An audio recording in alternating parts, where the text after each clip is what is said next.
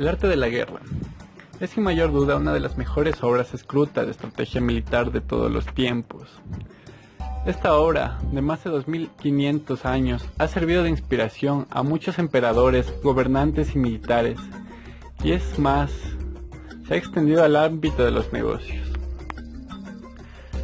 Libro escrito por Sun Tzu, general chino que vivió alrededor del siglo V a.C. Sin embargo, hasta la actualidad sigue manteniendo plenamente su vigencia. Esta obra no es única, un libro de práctica y de estrategia militar, sino un tratado que enseña la estrategia suprema de aplicar con inteligencia y sabiduría el conocimiento de la naturaleza humana en los momentos de confrontación o enfrentamiento en cualquier ámbito. Resumiendo la obra, nos enseña que la mayor victoria es vencer sin combatir, que viene a ser la distancia entre el hombre prudente y el ignorante. Respecto al aspecto estructural de la obra se divide en 13 campos, correspondientes a los siguientes.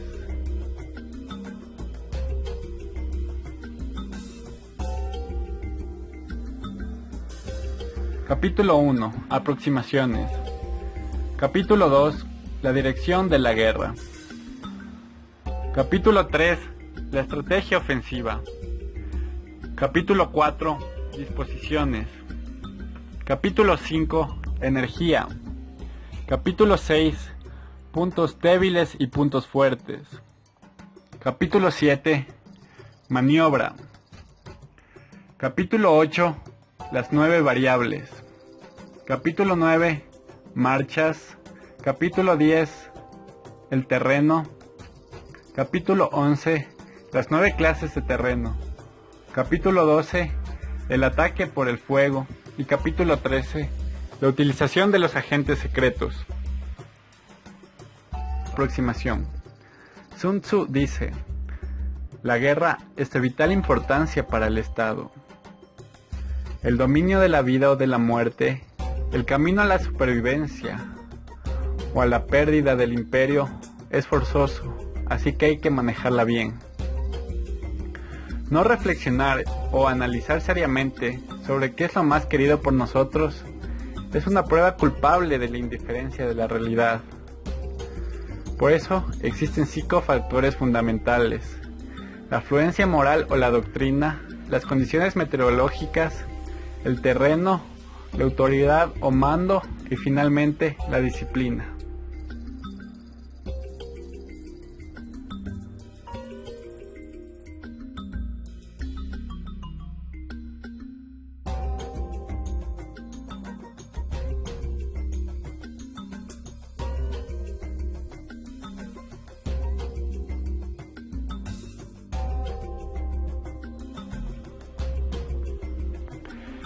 La dirección de la guerra. En el siguiente capítulo nos dice que la guerra se necesita saber las cantidades que se van a gastar y cómo el ejército va a cubrir las expectativas del Estado con mayor eficacia y eficiencia. Sun Tzu dice: se necesitan carros rápidos para facilitar la batalla. Cada vez que el ejército avanza en el territorio extranjero, se agotará el tesoro en el territorio nacional. Y finalmente, la victoria es el objetivo principal de la guerra.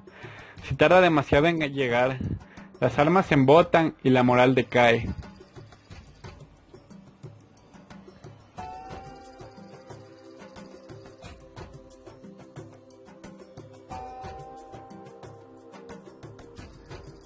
Bueno, como había explicado anteriormente, el capítulo 3 corresponde a la estrategia ofensiva.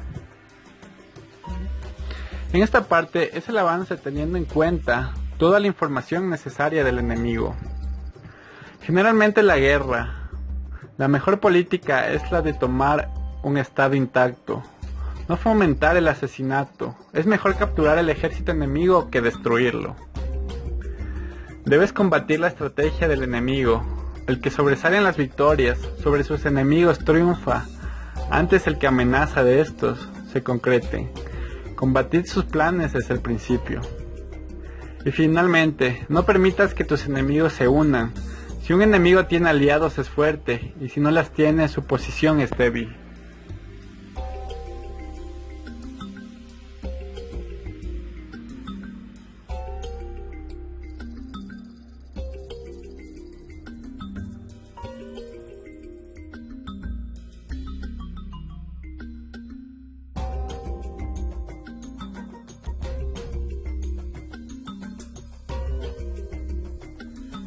el capítulo 4 corresponde a las disposiciones. Sun Tzu dice: debes atacar en base a dos cosas. Debes defender, y cuando dispongas de medios más que suficientes, debes atacar. Con esto quiere decir que la preparación del ejército y las armas que llevas. Debes conseguir una victoria sin divagaciones. Eso quiere decir que, hagas lo que hagas, tener asegurada la victoria. Vence a un enemigo que ya está derrotado. Es por ello la existencia de ejércitos victoriosos. Y finalmente, hay que asemejar la fuerza del ejército con aguas embalsadas. Cuando se tiene un buen general que sabe disponer de sus tropas, ya que el agua rompe una barrera, se abalsa con una fuerza irresistible.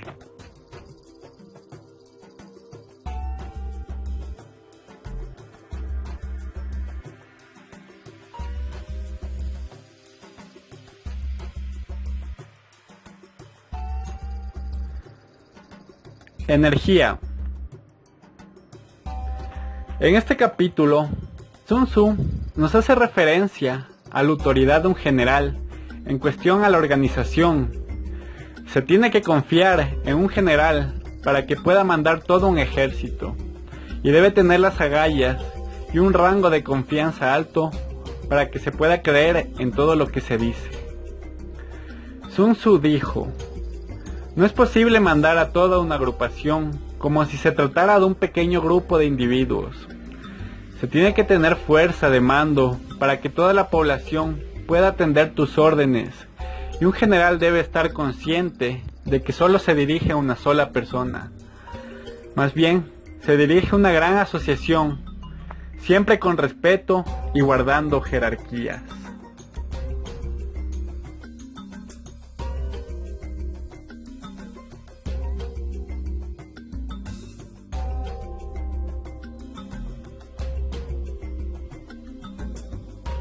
Puntos débiles y puntos fuertes.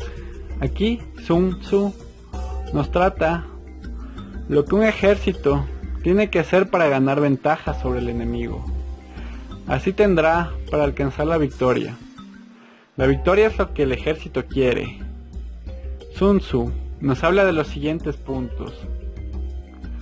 Generalmente el que ocupa el terreno primero y espera al enemigo tiene una posición más fuerte, ya que el que llega más tarde y se precipita al combate ya está debilitado.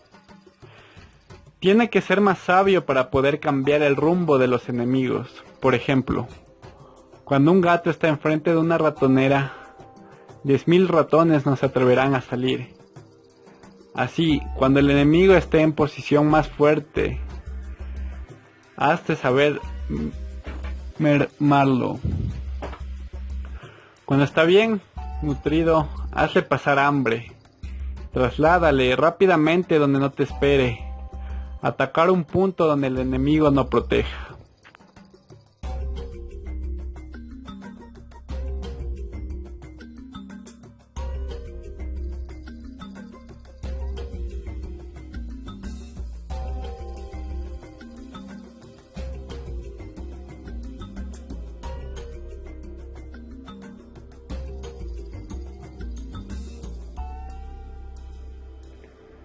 Capítulo 7. Maniobra.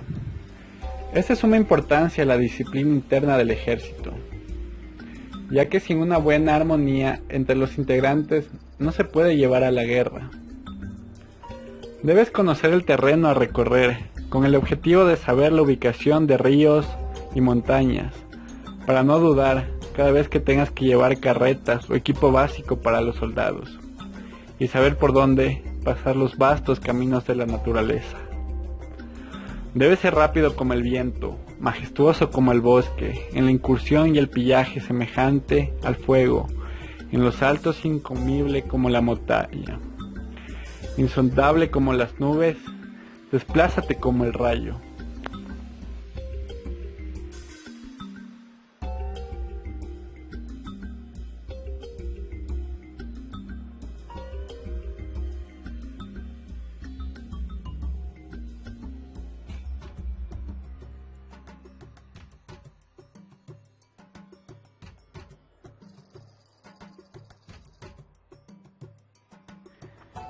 Las 9 variables.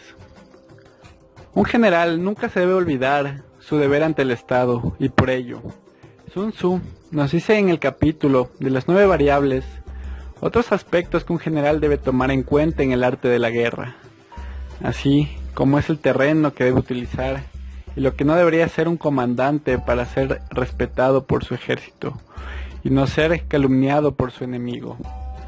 Sun Tzu ha dicho: no hay que instalar el campamento en una depresión del terreno, un terreno propicio a las comunicaciones. Únete a tus aliados. Un terreno despejado no debe retrasarse. Un terreno cerrado, recurre a tu ingenio. Un terreno mortal, lucha. Con esto nos dice que hay caminos que no se deben recorrer, tropas a las que no se deben atacar, ciudades a las que no se deben citar y terrenos que no hay que disputarse.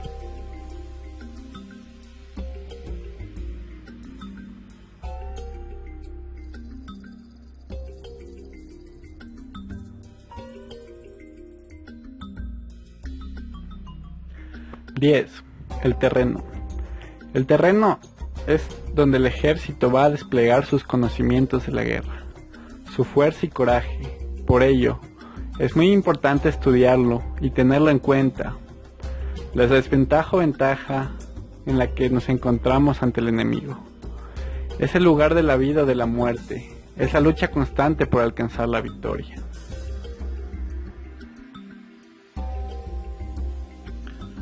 Las 9 clases de terreno.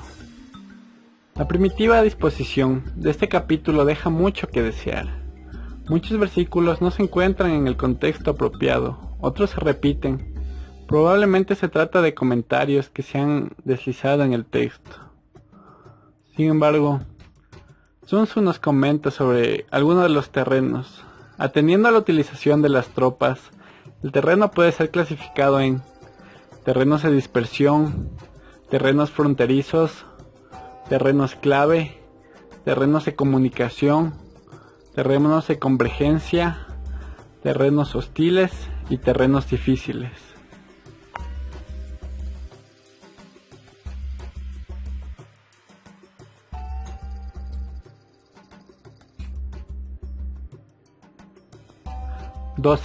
El ataque por el fuego. En este contexto, hay diversas formas de interpretarlo. Esto depende del lector. Por ejemplo, de mi parte diría que se trata de lanzar las flechas incendiarias sobre el campamento enemigo. Otros dirían que propone interpretaciones diferentes de Sun Tzu, que realmente es un personaje bastante metafórico. Así que analicé el caso según lo que yo pensé, y creo que es destruir como el lugar del enemigo. Sun Tzu ha dicho que existen 5 métodos para atacar, ya que para utilizar el fuego hay que valerse de ciertos medios: quemar a las personas, quemar los almacenes, quemar los materiales, quemar los arsenales y utilizar proyectiles incendiarios.